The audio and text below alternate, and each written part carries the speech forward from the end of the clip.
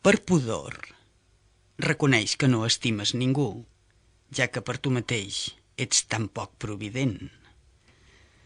D'acord que n'hi ha molts que t'estimen a tu, però que tu no estimes és del tot evident. Estàs tan posseït d'un odi criminal que contra tu mateix conspires constantment i el teu bonic casal procures fer-li mal quan t'hauria de moure tenir-ne mirament. Canvia, doncs, d'idea i jo de pensament.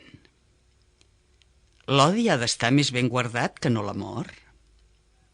Sigues com és el teu aspecte, dolç i atent, o, almenys, demostra que abandones el rigor. Va, crea un altre tu, si em tens tendresa, perquè en els teus o en tu perduri la bellesa.